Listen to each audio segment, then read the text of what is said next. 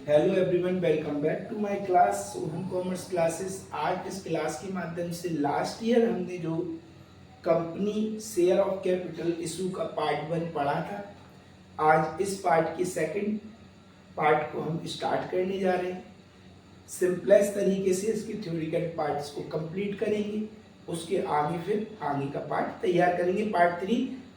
तो स्टार्ट करते हैं आज का second part, issue of share capital. Let's begin. तो जैसा कि कल हमने बात की थी कि कंपनी में लास्ट ईयर के पब्लिक कंपनी और प्राइवेट कंपनी दो प्रकार की कंपनियां होती हैं जो अपना बिजनेस पूरे तरीके से करती हैं और इन्हें टेक ओवर करने के लिए कैपिटल्स की आवश्यकता होती है, तो पब्लिकली ये लोगों को इनवाइट करती हैं। तो इसमें फर्स्ट क्वेश्चन बनता है, देखिए सबसे पहले सार्वजनिक कंपनी किसे कहते हैं? सार्वजनिक कंपनी, सार्वजनिक कंपनी किसे कहते हैं? तो अपन इसमें लिखेंगे सार्वजनिक कंपनी वह कंपनी कहलाती है जिसमें 51% अंशदान गवर्नमेंट का और 49% एक निजी पर्सन का रहता है। इसे हम सार्वजनिक कंपनी कहते हैं। सार्वजनिक कंपनी ही अपने शेयर इशू कर सकती है और सार्वजनिक कंपनी को ही कंपनी की मीटिंग्स में भी मत देने का अधिकार होता है और सार्वजनिक कंपनी के माध्यम से ही शेयर को इशू किया जाता है। इसके आगे लिमिटेड शब्द लगा रहता है। क्या लगा रहता है बेटा? लिमिटेड, यानी कि एलटीडी। और अपना यह व्यापार प्रारंभ करने का प्रमाण पत्र यानी कि समामेलन प्रमाण पत्र के बाद ही अपने शेयरों को इशू कर सकती है। सेकंड क्वेश्चन आता है इसमें, न्यूनतम अभिधान किसे कहते हैं? न्यूनतम अभिधान। तो न्यूनतम अभिधान का तात्पर्य होता है, न्यूनतम अभिधान किसे कहते हैं? तो अपन लिखेंगे न्यूनतम अभिधान का तात्पर्य होता है जब अंशधारियों के पास अंशों की संख्या की एक मात्रा निश्चित कर ली जाती है। जैसे 100% अंक है तो इसमें से 20% अंकों की जो भागीदारी होगी, यदि इतने अंश जनता से मांगी जाने पर राशि 20% राशि प्राप्त हो जाती है, इसे न्यूनतम अभिधान कहते हैं। थर्ड क्वेश्चन आता है, प्राविवरण किसे कहते हैं? प्राविवरण किसे कहते हैं? तो अपन लिखेंगे प्राविवरण किसे कहते हैं?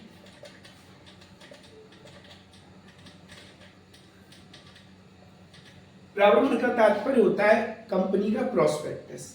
देखिए बड़ी बड़ी जो कंपनियां होती है ना, वो अपने प्रोस्पेक्टस इशू करती हैं जिसमें कुछ वो दावे करती हैं। कैसे? जैसे कि मान के चलिए कि डीएलएफ कंपनी है और डीएलएफ कंपनी फ्लैट्स बनाती है, तो फ्लैट से पहले पब्लिक को वह बताएगी कि हमारे जो फ्लैट है वो 3 BHK या 2 BHK है। इसके अलावा हमारे यहाँ पर टेरेस कैसी रहेगी, इसके अलावा एयरी स्पेसेस रहेगा, सिक्योरिटी गार्ड मौजूद रहेगा, 24 hour electricity and water supply रहेगी। तो जो प्रोस्पेक्टस में सारी बातें लिखी रहती है।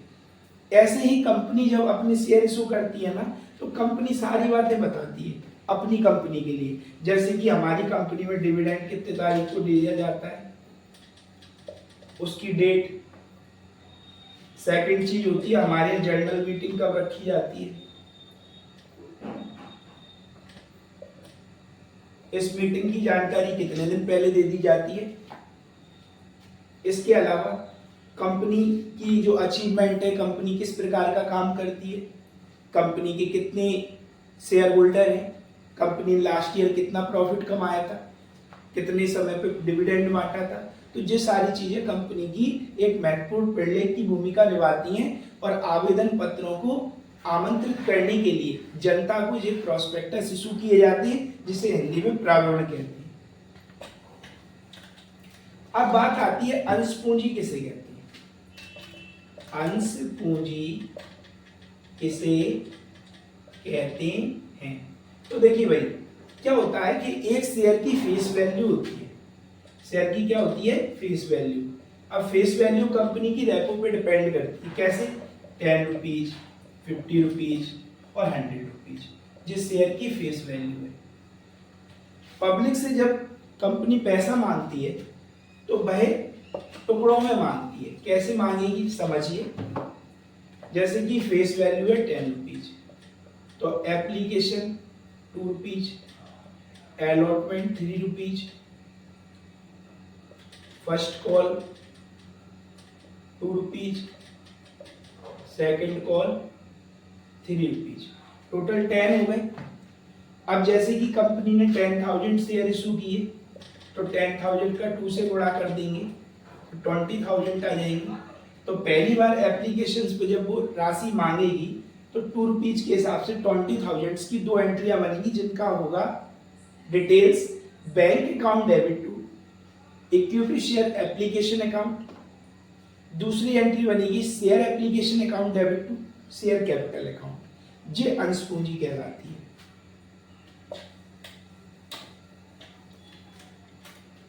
अगला क्वेश्चन आता है अति अभिधान किसे कहते हैं। अभी हमने पढ़ा था अति अभिधान किसे कहते हैं। अति अभिधान का तात्पर्य होता है कंपनी की रेपो। कंपनी की रेपो किस पर डिपेंड करती है? कंपनी की रेपो डिपेंड करती है कि कंपनी ने पिछली साल लास्ट ईयर कितना प्रॉफिट कमाया। एक उदाहरण के तौर पे जैसे कि आपने केजीएफ मूवी देखी हो तो केजीएफ का पार्ट 1 अच्छा था तो केजीएफ के प्रोड्यूसर ने केजीएफ 2 बनाया, केजीएफ 2 का अच्छा रिस्पांस मिला तो अब केजीएफ 3 भी बनाएगी। उसी प्रकार से कंपनी में क्या होता है, यदि कंपनी ने लास्ट ईयर काफी अच्छा प्रॉफिट कमाया और कंपनी की रेपो काफी अच्छी है तो कंपनी मांगेगी 10,000 शेयर, आ जाएंगे भैया वहां पे 15,000 शेयर। अब कंपनी को तो यूटिलाइज करने 10,000 शेयर, अब 15,000 आ गए, अब वो क्या करेंगी? तो ऐसी कंडीशंस में बेटा जी ये होगा कि जो 5,000 शेयर हैं उसकी अमाउंट को किया जाएगा एडजस्ट। अमाउंट को क्या किया जाएगा? एडजस्ट। यदि मान के चलिए भाई एडजस्ट नहीं कर रहे तो कंपनी इस राशि को फिर से रिटर्न कर देगी। किसे रिटर्न कर देगी? पब्लिक को। और पब्लिक से कहेगी कि नेक्स्ट टाइम हमें जब कैपिटल्स की आवश्यकता होगी तो मेक श्योर आप ही को हम शेयर इशू करेंगे। इसे बोलते हैं अति अभिधान। अगला क्वेश्चन पढ़ते हैं हम, जिसे बोलते हैं अग्रिम याचना किसे कहते हैं। अग्रिम याचना किसे कहते हैं?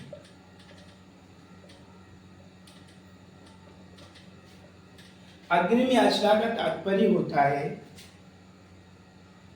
जैसा कि अभी हमने शेयर की एक फेस वैल्यू आपको दिखाई थी, application 2 rupees, allotment 3 rupees, first call 2 rupees, second call 3 rupees.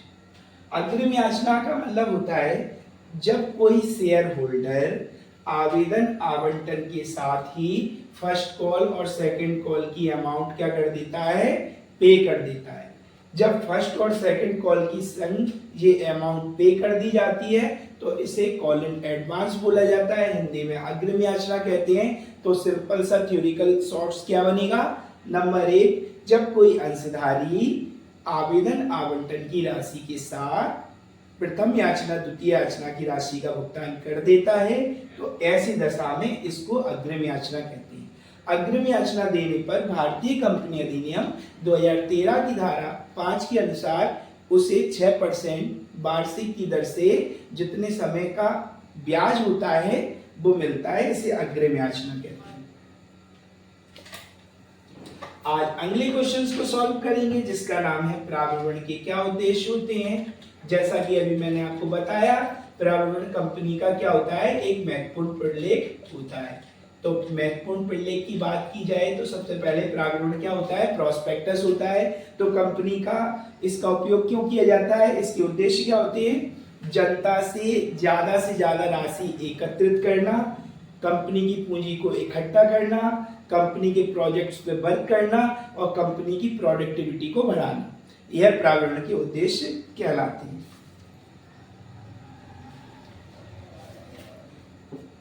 अब इसमें अगला क्वेश्चन आता है अपना, जिसे हम सीखेंगे, जिसका नाम होता है समता अंश किसे कहते हैं।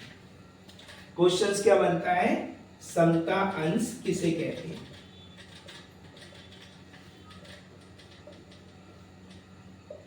तो भाई देखिए, समता अंश का तात्पर्य होता है ऐसे अंशधारी जो कंपनी में निर्णय लेने की क्षमता रखते हैं, डिसीजन मेकिंग की क्षमता रखते हैं। इसके अलावा यह कंपनी में एक महत्वपूर्ण पिंड पर काम करते हैं और कंपनी में पूंजी लगाते हैं और कंपनी इन्हें यह बताती है कि कंपनी को प्रॉफिट होगा तो आपको प्रॉफिट मिलेगा, यदि कंपनी को लॉस होगा तो आपको कुछ नहीं मिलेगा। इसे समता अंशधारी कहते हैं। इनकी विशेषता क्या होती है? मताधिकार। इन अंशधारियों को कंपनी की सभा में मत देने का अधिकार होता है। इन अंशधारियों का जो दायित्व होता है वो सीमित होता है। नंबर 3, इन पे लाभ की अनिश्चितता होती है।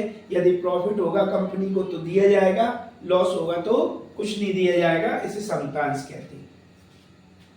अगला क्वेश्चन आता है अंशों के आवंटन की विधियां। आवंटन विधियां तो देखिए, शेयर इशू 3 प्रकार से होती है। सबसे पहले एज पर मूल्य, सेकंड होता है डिस्काउंट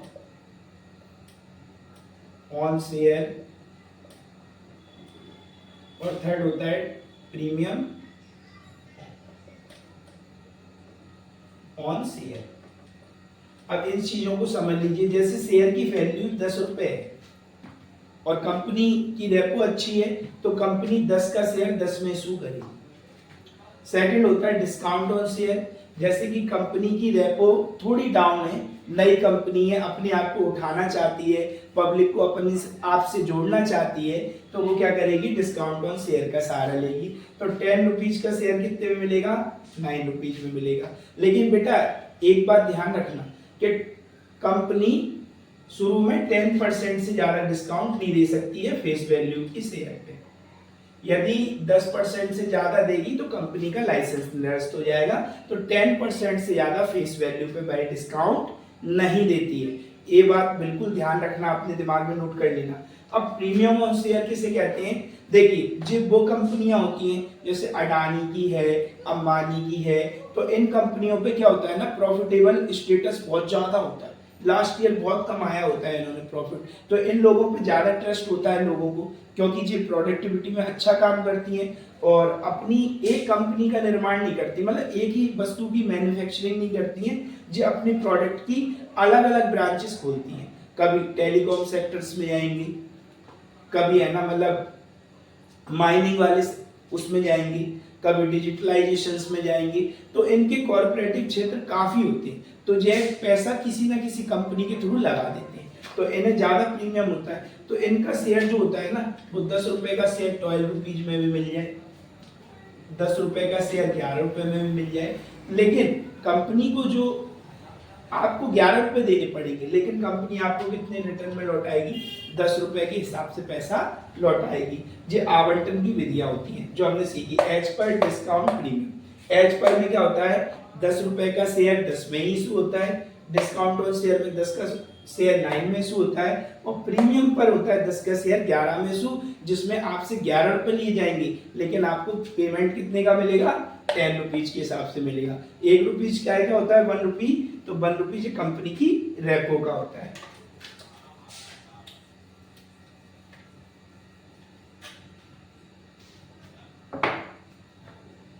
अब एक क्वेश्चन आता है, पूर्वाधिकार अंशों के प्रकार बताइए।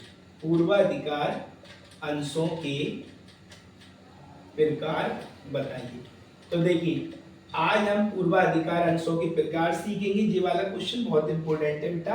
तो पहले होता है संचयी पूर्वाधिकार अंश। संचयी पूर्वाधिकार अंश, जी अपन ने डेफिनेशन दे दी। मैंने पॉइंट ऑफ व्यू का विशेष ध्यान रखना है, अपन को पॉइंट ऑफ व्यू ऐसे देना है। तो अपन लिखेंगे, जब किसी वर्ष कंपनी को लाभ ना हो तो आगामी वर्ष दोनों वर्षों का लाभ जोड़कर दे दिया जाता है, इसे संचयी पूर्वाधिकार अंश कहते हैं।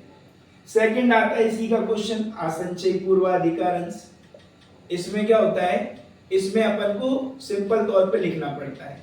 ये क्वेश्चन 2 in 1 है बेटा, कि एक क्वेश्चन कर लो, उसके एक पार्ट्स को कर लो, सेकंड पार्ट उसके अपोजिट है। असंचयी पूर्वाधिकार अंशों में क्या होता है? यदि लाभ होगा तो उसी वर्ष देना होगा, अगले वर्षों का कोई प्रावधान नहीं होता है। अब आता है परिवर्तनशील पूर्वाधिकार अंश। परिवर्तनशील पूर्वाधिकार अंश, इसका अर्थ होता है जब कोई व्यक्ति इस वर्ष लाभ नहीं हो रहा है इस शेयर पे, तो वह दूसरे वर्ष लाभ को बेच देता है, दूसरे शेयर में परिवर्तित कर लेता है, जैसे समता अंश, या दूसरे अंशों में परिवर्तित कर लेता है, इसे परिवर्तनशील बोलते हैं। नंबर 4, अपरिवर्तनशील पूर्वाधिकार अंश किसे कहते हैं? जिसमें अपन अपने शेयर को परिवर्तित नहीं कर सकते। इसके बाद आता है एक भागायुक्त। भागायुक्त में क्या होता है? कंपनी आपको लाभ दे देगी, समतांशों को लाभ दे देगी, उसके बाद जो हिस्सा रह जाता है उसमें भी लाभ पाने का अधिकार होता है, उसे भागायुक्त कहते हैं। एक होता है अभागायुक्त, इसमें ऐसा कोई लाभ नहीं दिया जाता। तो ये क्वेश्चन, वैसे तो मैंने 6 पॉइंट बताए, लेकिन इसमें 4 ही पॉइंट आपको करने हैं। अब अगले क्वेश्चंस की ओर बढ़ते हैं, जिसमें अपन को डिफरेंस करना है। क्या करना है? डिफरेंस। तो डिफरेंस में क्वेश्चंस क्या बनेगा? समता अंश और पूर्वाधिकार अंशों में अंतर बताइए। समता अंश और पूर्वाधिकार अंशों में अंतर बताइए। तो देखिए, मैंने आपको बताया पहले भी कि जब अपन ऐसे क्वेश्चंस को डिफरेंस में करते हैं तो आपको यहाँ अंतर का आधार जरूर देना पड़ता है। देखिए, अपने यहाँ 2020 में एजुकेशन जो पॉलिसी थी ना, उसमें चेंजेस किए गए। वो चेंजेस क्या थे बेटा? कि वो चेंजेस ये थे कि अपने एजुकेशन सिस्टम के स्तर को बढ़ाना। जहाँ हेडिंग नहीं होती थी वहाँ हेडिंग दी जाए, जहाँ पॉइंट ऑफ व्यू नहीं दिए जाते थे वहाँ पॉइंट ऑफ व्यू दिए जाए, पेपर प्रेजेंटेशंस में आप ओटियाँ कैसे कर रहे हैं, एमसीक्यू क्वेश्चंस कैसे कर रहे हैं, इसके अलावा मैचिंग्स कैसे कर रहे हैं, फिलअप कैसे कर रहे हैं, तो इनका प्रेजेंटेशंस बहुत महत्वपूर्ण होता है। प्रेजेंटेशन टिप्स पे मैं एक नई वीडियो बनाऊंगा जो 15 सितंबर तक आप पे अवेलेबल हो जाएगी। फिलहाल में तो अपन अभी जो पढ़ रहे हैं समतांश पूर्वाधिकारांश, तो पूर्वाधिकारांश और समतांशों में क्या अंतर है? समता अंशधारी कंपनी के स्वामी होते हैं, जबकि पूर्वाधिकार अंशधारी कंपनी के स्वामी नहीं होते। देखिए, डिफरेंस में एक फायदा जो होता है, एक तरफ जो होता है वो दूसरी तरफ नहीं होता है, एक तरफ जो होता है वो दूसरी तरफ नहीं होता है। तो देखिए, समता अंशधारी कंपनी के स्वामी होते हैं, ये नहीं होते। नंबर 2, समता अंशधारियों को कंपनी की मीटिंग्स में मत लेने का अधिकार होता है, पूर्वाधिकार अंशधारियों को कंपनी की मीटिंग्स में मत देने का अधिकार नहीं होता है। इसके बाद आता है समता अंशधारियों का जो लाभ होता है वो अनिश्चित होता है, पूर्वाधिकार अंशधारियों का लाभ जो होता है वो अनिश्चित होता है। आज हमने कंपनी का पार्ट 2 पढ़ा, आई होप सो आपको समझ में आएगा। जहां कहीं भी थोड़ी भी कॉम्प्लिकेशंस हो बेटा, तो आपको कमेंट जरूर करना है, चैनल्स को सब्सक्राइब करना है, और ज्यादा से ज्यादा हो सके तो वीडियो को शेयर करना है, क्योंकि आपका जो ट्रस्ट है हम पे है और हमारा ट्रस्ट आप पे है। आप इस ट्रस्ट को जितना ज्यादा आगे तक ले जाएंगे उतना ही हमारे लिए बहुत अच्छा होगा, और हमें भी मोटिवेशन मिलेगा, और आपको आपकी मार्क्स का ग्रोथ मिलेगा, plus personality development related video भी मैं आगे बनाने वाला हूं, उस पर भी हम डिस्कस करेंगे नेक्स्ट वीडियो।